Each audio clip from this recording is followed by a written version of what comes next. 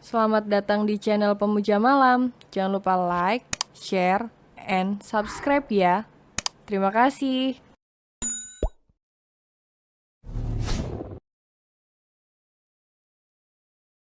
Chapter 48, Kasihan anak yang jadi korban.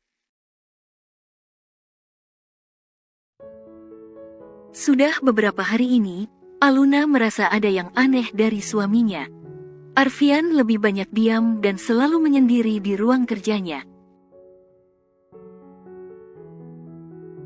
Terkadang, tengah malam Aluna terbangun dan merasa suaminya sedang mengelus perutnya seraya memandanginya dengan mata berkaca-kaca. Tak hanya itu, Arfian membisikkan sesuatu pada perut Aluna seakan dia tengah berbicara pada calon anak mereka. Dia belum mengerti apa yang terjadi dengan suaminya. Sayang, kapan lagi kita ke dokter kandungan? Aku ingin tahu jenis kelamin anak kita. Tanya Arfian pada Aluna yang sedang memakaikan dasi padanya. Masih bulan depan? Kenapa sih? Dari kemarin kamu menanyakan terus tentang itu. Kenapa? Kamu maunya anak pertama laki? Laki ya? Aluna bertanya balik pada suaminya itu. Arfian mengangguk dengan kaku. Dia seakan memaksa senyumnya seraya menatap lekat wanita di hadapannya saat ini. Aku ingin anak pertama kita laki, agar bisa membantuku menjagamu, ujar Arfian. Astaga mas, anak perempuan pun akan menemaniku nantinya, seru Aluna seraya menggelengkan kepalanya. Kalau bisa, kita tak memiliki anak perempuan. Perkataan Arfian membuat pergerakan tangan Aluna terhenti. Wanita itu membawa pandangannya pada ekspresi wajah suaminya saat ini. Keningnya mengerut dalam, raut wajahnya pun menjadi tegang. Apa maksudmu, sayang?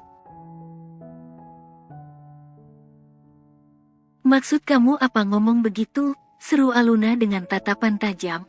Dia bahkan menepis tangan Arfian yang akan meraih tangannya. Tatapan mata wanita itu terlihat tajam, emosinya sedang tidak stabil saat ini. Anak perempuan dan laki sama saja, apa yang membuat mereka beda? Jangan gitu mas, istrimu ini juga seorang perempuan, sentak Aluna. Dengarkan mas dulu. Bukan mas membenci anak perempuan sayang. Bukan. Terus apa, mas ngomong gitu seakan, akan gak menerima anak perempuan? Sela Aluna dengan dadanya yang bergerak naik turun menahan emosi. Arfian menghela nafas pelan, pria itu menyisir ke belakang rambutnya dengan jari jemarinya. Matanya menatap lemah ke atas istrinya yang memandangnya dengan mata berkaca-kaca. Arfian paham, istrinya kecewa mendengar perkataannya. Namun, Aluna salah paham. Sejenak, pria itu menghela nafas pelan saat melihat sang istri mendudukkan dirinya di ranjang. Sayang, dengarkan mas dulu, ujar Arfian seraya berjongkok di hadapan istrinya itu. Lalu, dia meraih tangan Aluna dan menggenggamnya dengan kuat. Sebab, Aluna berusaha untuk menarik tangannya kembali dari genggaman Arfian. Nafas wanita itu sudah terdengar memburu, hidungnya terlihat kembang kempis. Mas tidak bermaksud membenci anak perempuan, tidak sama sekali. Justru, Mas pernah memimpikannya memiliki seorang gadis kecil yang begitu imut. Dia terlihat sangat menggemaskan, namun, ada hal lain yang juga Mas pikirkan, ujar Arfian dengan lembut. Apa yang masih mas pikirkan? Tanya Aluna dengan suara bergetar. Arfian menghela nafas pelan. Jujur, mas takut memiliki anak perempuan, sementara mas tak bisa dekat dengannya karena gynophobia mas ini. Mata Aluna membulat sempurna, dia baru ingat dengan apa yang suaminya alami. Memang, selama dengan Aluna pria itu sembuh total dari gynofobianya. Namun, dengan wanita lain, tetap saja, gynofobia Arfian masih sering muncul saat di dekat wanita lain. Apa gynofobia itu akan berlalu juga bagi putri mereka? Mas, mungkin gynofobiamu hanya sekedar trauma biasa. Yah, hanya sekedar trauma biasa. Buktinya, denganku kamu bisa sembuh. Ujar Aluna meyakinkan suaminya. Arfian menggeleng. Kamu lupa kejadian beberapa waktu lalu? Aku tak sengaja menyentuh tangan seorang pelayan toko saat mengambil pesanan. Sehabis itu tubuhku langsung bereaksi. Hanya dengan kamu gynofobia ku sembuh. Lirih Arfian. Aluna memandang ke arah lain. Dia bingung harus mengatakan apa. Perasaannya pun menjadi khawatir. Begitupun dengan Arfian. Mereka tidak tahu apa yang terjadi ke depannya jika anak mereka perempuan. Sebagai seorang ayah, aku ingin dekat dengan putriku. Mengajaknya bermain, memeluknya, menemaninya tidur dengan membaca buku cerita yang ia suka, menggendongnya. Aku ingin melewatkan banyak kenangan dengannya. Tapi, dengan kondisiku yang sepertinya ini, aku tidak yakin bisa mendapatkan apa yang aku inginkan itu. Bisa jadi, aku hanya bisa menatapnya dari kejauhan. Aku hanya bisa melihatnya tanpa bisa memeluknya. Aku tidak mau itu terjadi. Itu terlalu sakit buatku sayang. Ujar Arfian dengan suara yang parau. Aku juga takut menyakiti perasaannya. Aku takut gagal menjadi cinta pertamanya. Kamu tahu kan, cinta pertama seorang anak perempuan adalah ayahnya. Aku takut menyakitinya, lanjut Arfian. Aluna memeluk kepala suaminya. Dia mengecup lembut kening pria itu untuk menenangkannya. Aluna mengerti ketakutan Arfian sekarang, dia juga ikut memikirkannya. Aku yakin, kamu bisa dekat dengan putri kita, karena anak ini juga bagian darimu, ucap Aluna sambil menangkup pipi sang suami. Arfian menatap lekat mata istrinya, begitupun dengan sang istri. Keduanya saling menyalurkan perasaan masing-masing lewat tatapan mereka saat ini. Dia adalah buah cinta kita. Kamu pasti bisa dekat dan bahkan memeluknya. Kamu pasti bisa menjadi ayah terhebat untuk putri kita. Aku yakin itu, lirih Aluna. Arega sedang berada di taman sekolahnya. Sedari tadi dia hanya bersantai sembari menikmati susu kotaknya. Sementara, para temannya bermain dengan yang lain. Hanya Arega saja yang lebih memilih menyendiri seraya menikmati pemandangan yang ada.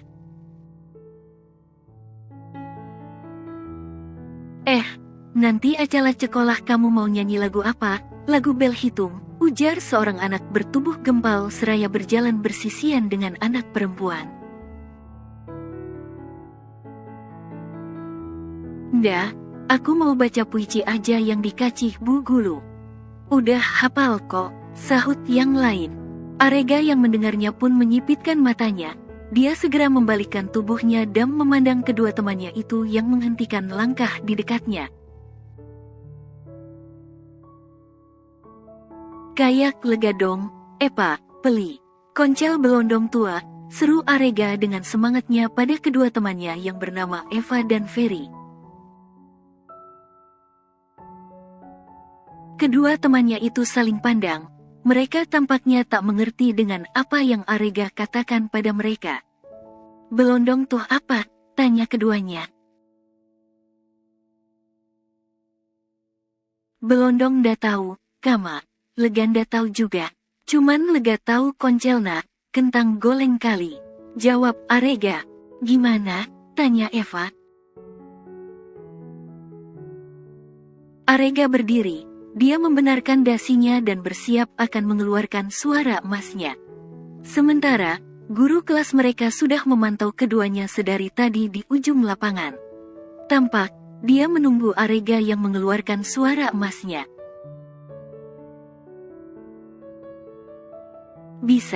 Bisanya tuh anak tahu berondong tua. Nih, gara guru di sini pada senam dangdut, abislah si Arega jadi pendangdut. Gumam guru itu dengan menggelengkan heran kepalanya. Arega mengepalkan tangannya di depan mulutnya, seakan-akan itu adalah mic-nya. Ada belondong tua, tebal pecona, cukana daun cingkoeung, dia lupa ucia, belondong tua, keluar kali, Arega lupa liriknya, dia menatap ke arah kedua temannya yang sedang menunggunya. Itu mah koncel cenam nabu gulu, ujar anak bertubuh gemuk itu bernama Ferry. Iya, lega dengal kemalin. Celu tahu, seru Arega dengan mata membulat sempurna. Kamu tuh, macih minum cucu. Tauna potong bebek anca aja, nda ucah belondong tua. Itu buat orang bekal, kamu pelutna aja yang bekal. Badana kecil, omel Eva seraya berkacak pinggang. Tercelah legalah, kok citu yang cewot, pelut lega, kesal Arega dan berlalu meninggalkan keduanya. Kedua anak itu hanya menggelengkan kelalanya pelan melihat kepergian Arega dari sana. Apalah dia, koncel telus. Bel hitung dah mau, bagucan juga potong bebek angca koncelna. Aneh kali jadi orang, gerutu anak Eva. Tapi celuloh kayakna.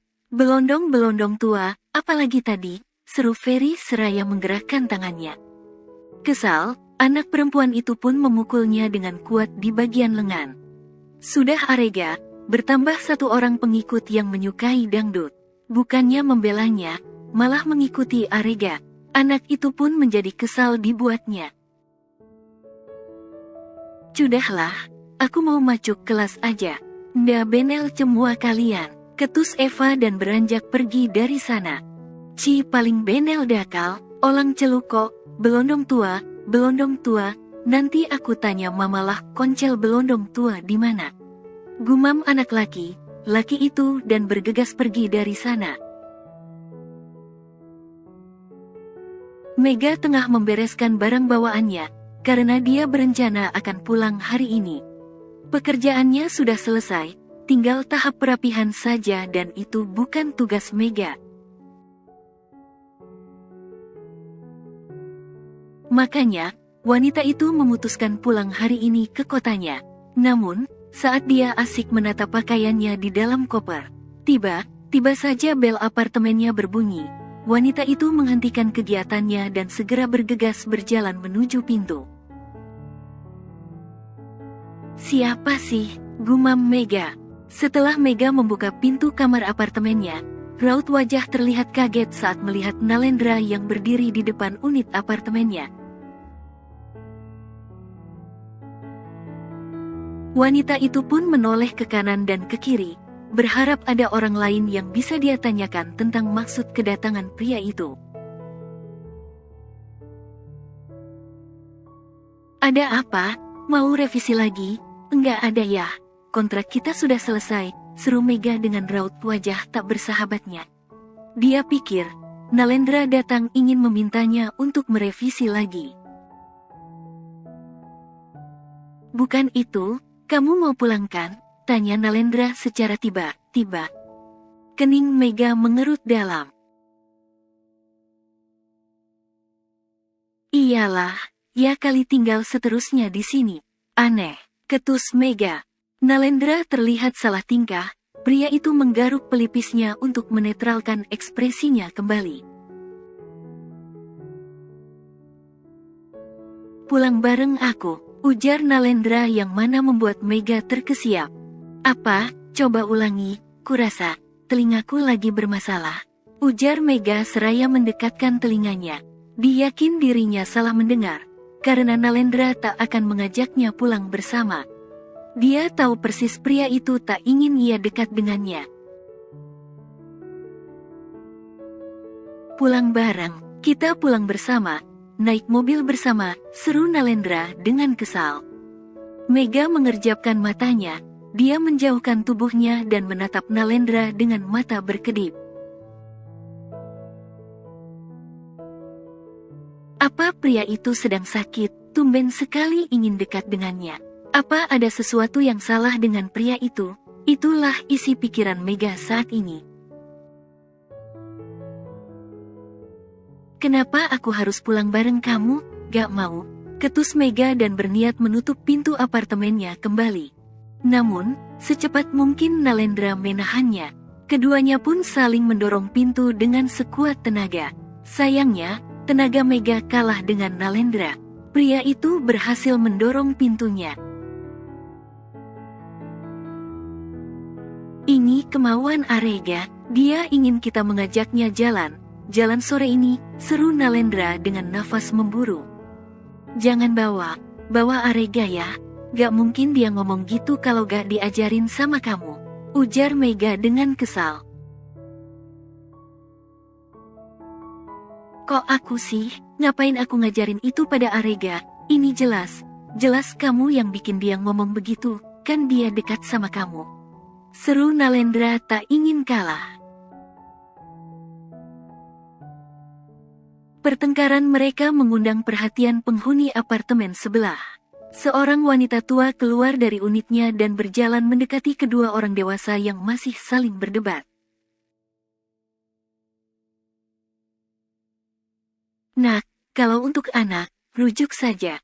Kasihan anak kalian, dia minta seperti itu karena ingin orang tuanya kembali bersama. Jangan turuti ego kalian, berkorbanlah demi anak. Ujar wanita tua itu yang mana membuat Nalendra serta Mega terkejut mendengarnya. Maaf Bu, tapi kami bukan. Tidak perlu merasa tidak enak, Ibu sudah sering melihat pertengkaran seperti ini. Kasihan anak yang jadi korban. Pulanglah bersama dan temui anak kalian. Dia pasti rindu kebersamaan dengan kalian. Setelah mengatakan itu, tanpa rasa bersalah wanita tua itu kembali masuk ke dalam unitnya. Sementara Mega dan Nalendra masih syok dibuatnya. Keduanya saling pandangan dengan tatapan tak menyangka. Daripada waktu kita habis berdebat, lebih baik sekarang juga kita pulang. Putus Nalendra dengan suara yang lebih rendah. Apaan sih, gak mau? Ketus Mega. Kamu gak kasihan dengan Arega? Ya sudah, gak apa-apa. Biarkan anak itu menangis hingga suaranya habis. Seru Nalendra dan berniat beranjak pergi dari sana. Bersambung.